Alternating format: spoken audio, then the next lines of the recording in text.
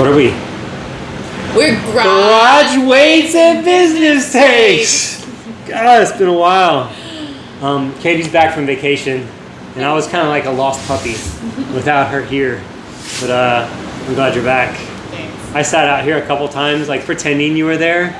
Set up the camera. I just stared at the camera and like pretend Katie was there, and I didn't record though. That would have been a little too much. That would have been great. You could have done both parts. Yeah. Sit on your side. Yeah.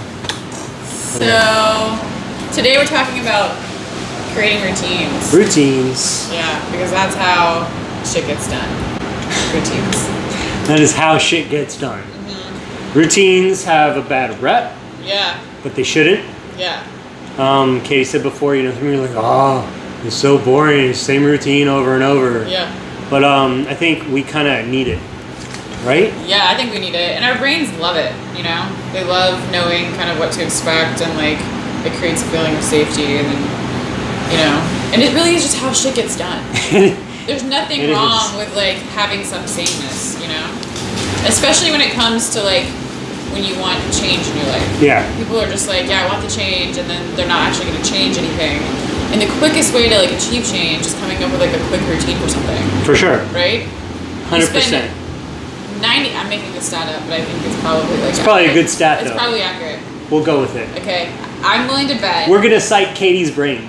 Yes. For this stat. Awesome. Maybe we can get a Wikipedia page. Yes. Legit. 100%. Yeah.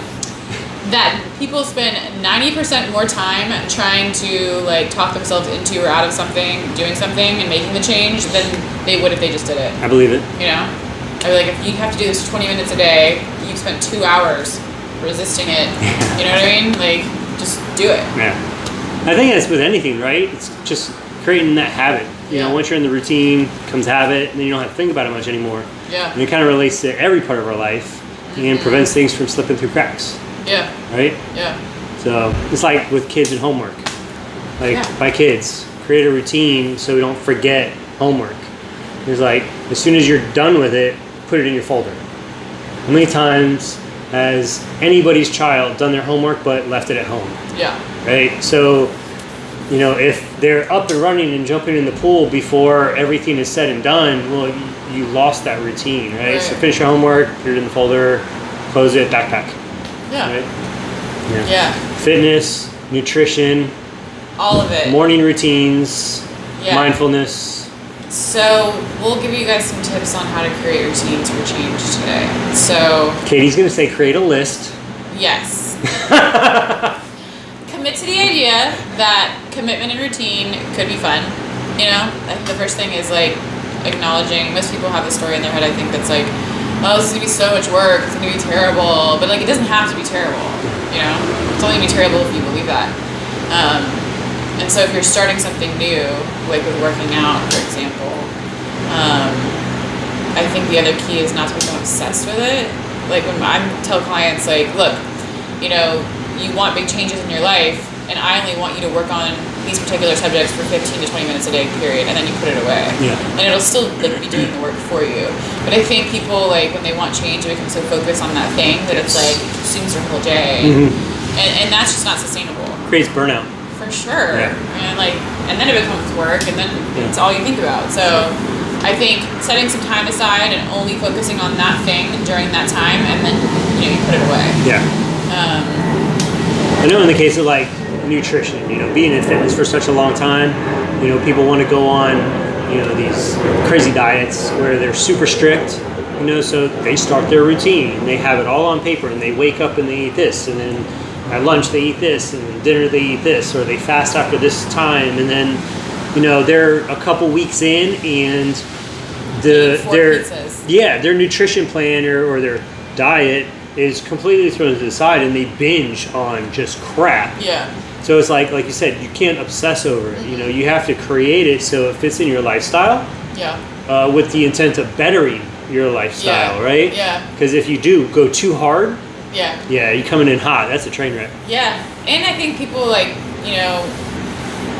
misunderstanding like results too. Like I think they think if you like go at it super hard, things are gonna become like go a lot faster. It doesn't work that way. You're just gonna get annoyed with yourself. Yeah. Like I've been doing this for a week. You know? Why haven't I lost 30 pounds? Well, you saw those posts, right? With the post online, and it says, it took you, 10 years to put on this weight. You can't expect to lose it in 10 weeks, right? Yeah, it's having realistic expectations. Yeah. For sure, working out. I mean, So if somebody was like a novice at working out, or they wanted to like, let's say they wanted to change up their routine, and they were like, I have to go work out 3 hours a day. No. So what would you tell them to do? So it kind of depends on. It's always going to depend on the person. Right. Goals and time availability. So say somebody was like, I want to lose 20 pounds in 2 months, 3 months, or something like that. 3 months, let's say. Sure. Where do I start? Like minimally or moderately already, but I just feel like I walk on the treadmill and nothing happens, kind of thing. Yeah. So like, how much time should said person, like, what would be a good place for them to start? How much time do they really need to give it every day? This is gonna be good because Jensen's workouts like very efficient. If they're doing it on their own, if they're doing it with a trainer, I think there's a lot of variables. Yeah. So to come up with that answer would do you, listeners and watchers, a disservice, because then it would be too general, too generic. Yeah. And then everybody would go try it and they'd be like, Jensen's full of shit. However, for somebody that wants to get started on a program, it's doing. Like, stop fucking talking about it and commit, right? Yeah. People are like, I have to get in shape before I go to the gym. No, the gym is there so you can get in shape. Right. I think one of the things that I normally would tell people is simply start with a 3-day split.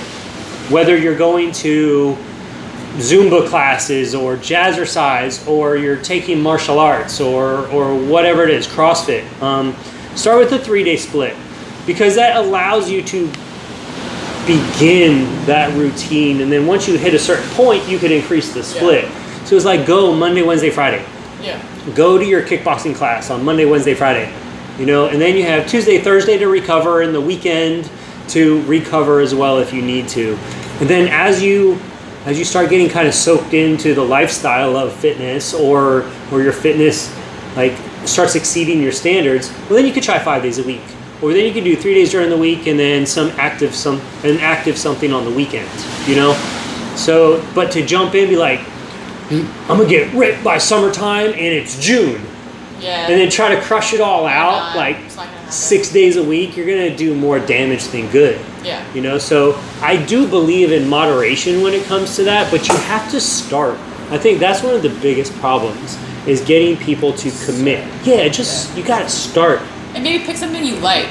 I think that's the other thing. People are like, I hate working out, I'm gonna go to the gym. I'm like, so what? If you hate every minute of it, it's not gonna last. Do you like walking your dog? Yeah. Walk your dog at a faster pace more often. Yeah. It's good for the dog and it's good for you, right? Do more of what you already like. Yes. Absolutely. Intensify that. As long as it's bettering yourself, like if you like doing bad things and it's not bettering yourself, don't do more of that. Should I clarify? I feel like I should clarify. Yeah. I mean, no judgment. If what you're reaching for makes you feel worse in the long run, maybe substitute with something that doesn't do healthy or something like that. Yeah. Yeah. What about like, so I am not a morning person. I am not a morning person. Yeah, he gets up at like the crack of dawn. I hate mornings. I worked midnight shifts for a really long time prior to starting my business. Literally gets up at like 5. But like 3 days a week, I get up at 5 a.m. and I'm at CrossFit by 6 a.m. And on the days that I'm not going to CrossFit, I'm still up between 5 and 6 because my body's now used to it.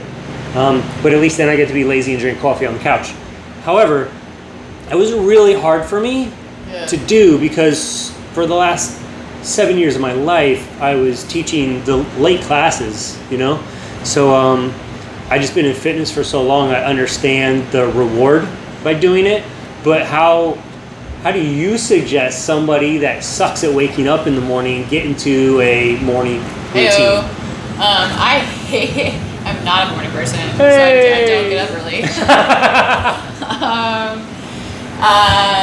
So I think fitting it in where you can. So if you have to be up early for your job or whatever, set aside 15 minutes. Just do it. You know what I mean? And like the rewards will be worth it. So I have people start with like 10 to 15 minutes and do it in the morning and look at it like brushing your teeth. You know what I mean? Like you light your teeth, they do good things for you. Brushing them for a week straight doesn't mean you're going to be able to stop brushing them and now they like self-clean. It just doesn't work that way. So I think committing to the idea that you're doing things that are good for you out of self-love, and you have to keep doing them. Yeah. It's just what it is. I think people fight the idea of like, but that's forever, and it's like 15 minutes. Yeah. You know what I mean? Like, it's fine. You spend like 3 times as much time on Facebook per day, probably. So Yeah. You have the time. Absolutely. Absolutely, you have the time. So when you get up in the morning, instead of like going through emails right away or going to Facebook or whatever, set aside that time and create a routine and have some structure with it. So for my classes, mindfulness and stuff, I have them meditate and do like a gratitude list. My whole focus is basically teaching them how to control their mindset and like emotionally regulate by choosing their thoughts in the morning, and those thoughts are gonna like determine the lens that they see their whole day through. It's funny because I heard somewhere by somebody at some time. We're gonna quote them on that. Like on the Wikipedia page. You can cite my brain.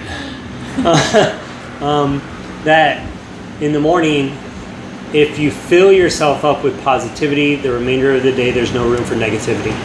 Yeah. Right? So it's kind of like wake up, write in your journal, go through your mindfulness and your meditation, and the remainder of the day, anything negative, there's no room for it because you've already kind of filled yourself up with positive. Yeah. And so your brain basically will believe anything you tell it, right? And so if you wake up... I'm ripped and I have a six-pack. If you told yourself that every day, at some point, like... I would believe it. Might not really happen. Yeah. But or it would just happen.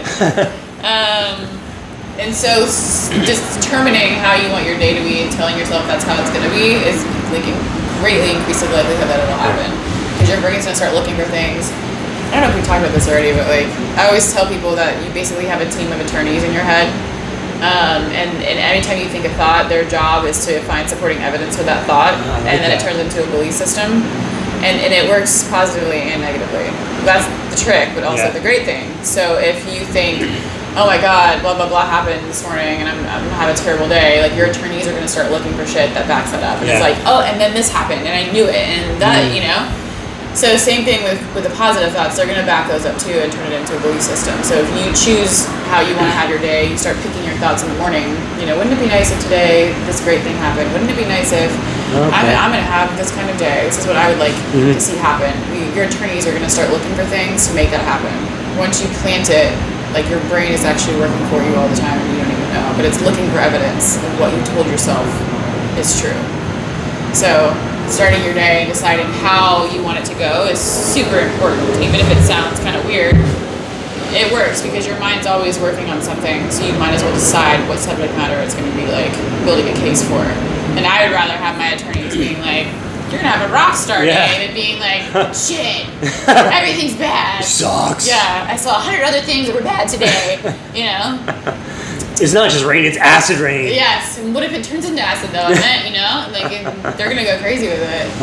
What is it? It's like the 5-minute journal or something like that. Like there's like 4 parts at the beginning and like 3 parts at the end, and the first 4 parts are like, what would make today great? What are you grateful for? And then like a daily affirmation that you're supposed to do in the morning, and then you're supposed to do it again at night. And it was like, you know, what went well today? How could your day have been better? Yeah. Right? And so it's the same concept. Like for your attorneys. You're waking up with it, and then you're also prepping yourself for tomorrow by reflecting on it. Yeah. It all makes sense now. And that stuff goes a long way to helping with motivation. So if you're like, if you want to feel good about something or good about the changes you're making or like get yourself feeling good about like starting to work out or whatever it is, the better you feel about everything else, the easier it will be to motivate you to do whatever project you have. Yeah. So the goal is like, even if you're hesitant about the new change, don't focus on the new change and the hesitation, focus on something you already do really well, and those attributes will start to like trickle over into the new thing. How do you feel about like public accountability? People are always like, I just had this vision of like a courthouse and people standing outside. You guys stand up there and like confess things to the public. I was like, that sounds mortifying. That's terrible. What do you mean? No. Like, you see people, like, you know, I want to get, you know, I'm going to start working towards my summer body. I'm going to go out and run a 5K. So they post it in the morning, and then they go out and they run, and then the next day, I'm going to do 100 push-ups, and they post it, and the next day, I'm going to run a 5K. And then, you know, after a little bit of time, they're like not doing it, you know, like, is it self-sabotage, you think? Like, is this something that do you think can help, or are you setting yourself up for failure? I think it would be good in like if you were doing that like on a group, like you could start a page and it's like, hey, like a new project page, so you can be doing anything for the first time on there and be like, I'm just gonna post about what I'm working on. People can support them, and they can say I fell off, you know, or I stopped. And but I think doing it on your like publicly that way. Probably not the best idea. I think in addition that when you fall off, there's a lot of shame in it. Yeah, and even if you don't like admit it, like you can imagine there's people who are like, did my 100 push-ups, but never got out of bed. Right. So you're self-sabotaging things. Yeah, I'm not a fan of it. I believe in accountability groups. Yeah. Right? Like, so me and 3 of my friends, we work out together, and I know if I don't show up, I'm either going to hear it from them, you know, or they're going to be concerned about me, you know, so it's like a big communication and holding each other accountable. Like, where were you today? I wasn't feeling good last night. I'll be there on Wednesday. Okay, cool. We'll see you there. But to like post it all over social media that you're going to do it, I don't know that that's probably the best route to do it. I don't think so either. I mean, and I think like quiet change is the one that would last the longest because it's like longevity. why you're doing it. Yeah. You know what I mean? You don't have to prove it to them. You got to prove it to yourself. Yeah. And I think the thing people miss too is that like, don't focus on the thing, focus on the feeling. So everything you do is motivated by the desire to either create a feeling or avoid one. And so you want to get into the habit of creating feelings instead of avoiding them. And I think saying like, I want to work on my summer body. Like, well, let's talk about how you think it's going to feel to have that summer body, because what you're chasing is that feeling. As opposed to that sexy Instagram picture. Right. Yeah. And if it's the picture you're after, then you're probably just seeking validation. You can give that to yourself, and you can start now. You know? Yeah. So I think, like, asking yourself, the first thing is, what do I want? And the second biggest question I ask people is, well, why do you want it? Yeah. And that question sometimes changes the whole goal. Because there's plenty of ways that you can get to what you're really after that might not involve what you're thinking it will. You think, like going the vanity route is like a default mechanism because we don't want to really think about maybe the problem that's causing. Oh yeah. Yeah. Yeah, avoidance is a huge motivator. So that would be a good example of, in that case, you're trying to avoid a feeling. But when you focus on the creation of a new feeling, you can literally just start feeling it. You don't have to do. And when you start feeling better, when you get the feeling you're after, the motivation for all those things just starts to flow because you'll do more of what you like because it feels good. So my routine, or one of the routines that I have a lot of routines. Probably a routine for everything, right? There's a routine for the mornings that I do go to CrossFit. There's a routine for the afternoons when I go and I teach Muay Thai. There's a routine for when I arrive at work. There's a routine for when I sit down and I prepare, you know, a marketing system for one of my clients. There's routines for everything. So it applies to multiple facets of our lives, not just nutrition, fitness, mornings, evenings, you know? One of my routines for the CrossFit mornings is I have an alarm and it'll go off at 5 and I'll shut it off, and then it'll go off again at 5:30. And when it goes off at 5:30, like it reads on my phone screen, "Wake up, bitch." So it's like I curse at myself to wake up. So I hop out of bed and I have 30 minutes to get to CrossFit. To get there? To get there. Oh, damn. Fortunately, it's like 60 seconds down the road, and I drive because usually I'd be too tired to get home if I was walking or running. But I find that 30 minutes is just enough time, whereas when I used to wake up at an hour before, I used to get up at like 5 o'clock. Sometimes I still do, but I would have coffee, sit down on the couch, and kind of get real comfortable. And there's opportunity in that time to talk myself out of it. Yeah. So I found this happy place, like 30 minutes, I have to just act. I have to get ready in order to motivate and be there on time. So it took a while for me to hone in on that routine, you know? An hour, I'm having coffee, I'm comfortable, I have the news on, scrolling through stuff, you know? But 30 minutes, I'm up, I'm brushing my teeth, I'm getting dressed, I'm preparing my protein shake, and I'm out the door. So that's one of my routines, and I didn't get it right the first time. Yeah. You know, I had to work on it. You adapted it though. I did. So you didn't force yourself into something that wasn't working or keep doing it. That's important too. Adapt your routine. Yeah, I absolutely did. Yeah. And I found what worked for me. You know, I found that hour, it was too much, and I had time to talk myself out of, like, I know it's going to be a really hard workout, and I'm still sore. Do I want to do this? It gave me time to have doubt. You know, whereas shortening the length of time prior to, I just acted.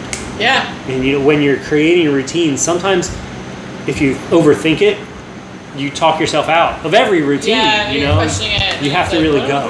Right, you really have to act. Yeah. You know, action speaks louder than words. I'm going to go run a mile, but you don't run a mile. So it's like it's important to kind of find your happy place with your routine. Definitely. And if you hate the word routine, like, try using the word ritual. This is my morning ritual. This is my because that has like. That's like you're honoring yourself term, you know? Instead of being like routine. Make it sound militant. But we have rituals for everything. Yeah. Our bodies, everything about us need it. I mean, if we just like ran amok all day with absolutely no routine, we'd forget a lot of stuff. Things would fall through the cracks. Nothing would get accomplished. No. There'd be no goal in sight, right? There'd be like no electricity. Fires everywhere. It'd be anarchy. It would. Like, purge. People woke up and were like, I'm just not going to do that today. Maybe not. I'm not doing that today. Let me think about it. No. Yeah. Yeah. So routine. It's good for everybody. Yeah. Kids, adults, kid adults, young adults, old adults. Yeah. All the adults. Hit us up and let us know what your routine looks like. For real. I think when we launch this and it gets posted on the website, I'll do mine. I'll do a couple of my routines, like my morning CrossFit routine, my reading client email routine type thing. I could put some examples of what I do. Not that they're perfect or they're an outline of what you should do, but it's what works for me. You know, so you could definitely see that my routine is different than your routine, but it works for me. So it's kind of like encouragement at the least, you know, in regards to what is possible. Yeah. Right? For sure. Cool. Awesome. Hey, follow us on social media, all the medias. Yeah, do it. Do it now. Look at our GWBT podcast. Follow. Because we do fun stuff. Like we do fun stuff. We do fun stuff. It's like Motivation Mondays. Connection Tuesdays. The Wednesday one. What would you do Wednesday? What would you do Wednesday? That's my favorite. That's his favorite. It is. Thirsty Thursday. Yeah, when's Friday? Fun? Friendship Friday. Friendship Friday. I'm going to use a bunch of like heart emojis. I'm not going to use heart emojis. Ever. Lots of them. Yeah. But yeah, give us a follow and let us know what you think about stuff. And if you have suggestions, topics, let us know. Let us know. Because we're game. We'll talk about it. Yeah. All that jazz. All of it. Yeah? Yeah. Done? Okay. It's a wrap? Yeah. Next time. Bye. How long was that? I'm going to guess 23 minutes.